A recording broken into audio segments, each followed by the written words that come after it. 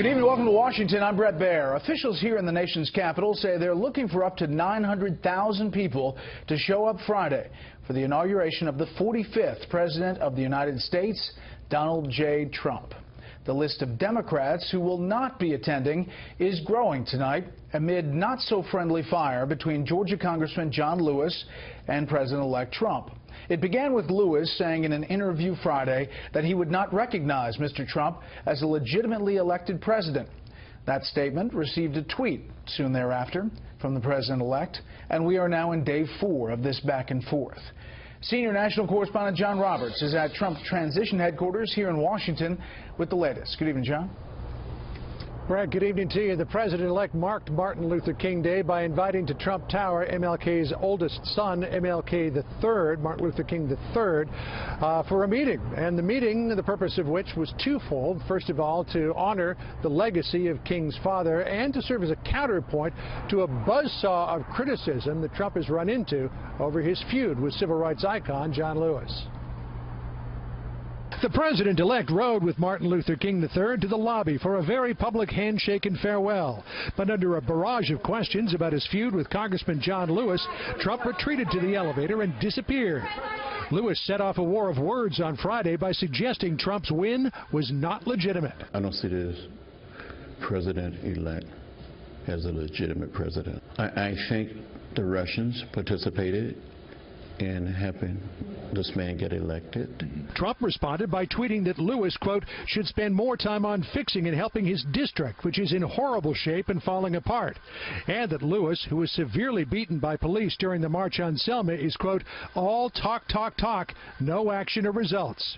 Trump's number 2 defended his boss, insisting he has the right to respond to an attack, and that Lewis was wrong to say what he did. For someone to use his stature, to use terms like this is not a legitimate president, it's just deeply disappointing to me, and I hope he reconsiders it. Alveda King, Martin Luther King's niece, says Lewis could make better use of his energy than attacking Trump. I believe that Congressman Lewis can actually help America by working with the president. And the war of words with the intelligence community got fresh fuel. On Fox News Sunday, outgoing CIA Director John Brennan taking several shots at the president-elect. What I do find outrageous is equating an intelligence community with Nazi Germany. I do take great umbrage at that. I don't think he has a full appreciation of Russian capabilities, Russia's intentions. Mr. Trump has to understand is that this is more than being about him. Now that he's going to have the opportunity to do something for national security as opposed to talking and tweeting. The words had barely escaped Brennan's lips before Trump was on Twitter ripping him. Outgoing CIA chief John Brennan blasts President-elect Trump on Russia threat. Does not fully understand. Oh, really? Couldn't do much worse. Just look at Syria, red line. Crimea, Ukraine, and the buildup of Russian nukes. Not good. Was this the leaker of fake news? Brennan was already incensed that Trump had accused the intelligence chiefs of leaking. And today, Trump's press secretary, Sean Spicer, doubled down on that notion. I think when you see someone that's supposed to be a trusted confidential advisor go out and make silly comments like this, it really makes you question what else that they've said or done. And I think that's where the president-elect's coming from on this. And back to the feud with Congressman John Lewis. Congressman Lewis says he is not going to attend Friday's inauguration, and he is no stranger to boycotting the inauguration of Republican presidents. Press reports from back in 2001 say that as George Bush, 43, was taking the oath of office, Lewis was back in Atlanta in his home district.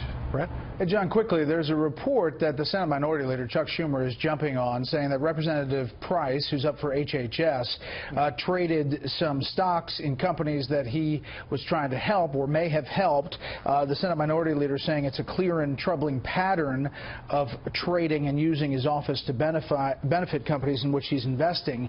What is the Trump team saying about this? Yeah, suggestion of a conflict of interest here. He bought a company called Zimmer Biomet.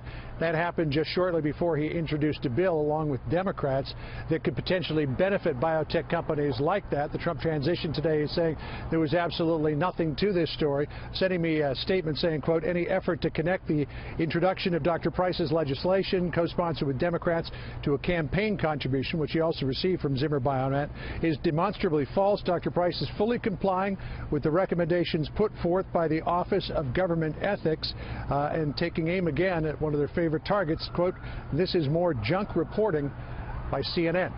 Brett? Essentially saying the stocks are being controlled by an outside third party. Exactly. He's saying that this was a broker-directed account, that Congressman Price did not pick and choose what he was putting in his portfolio. Okay, John, we'll follow it. Thank you.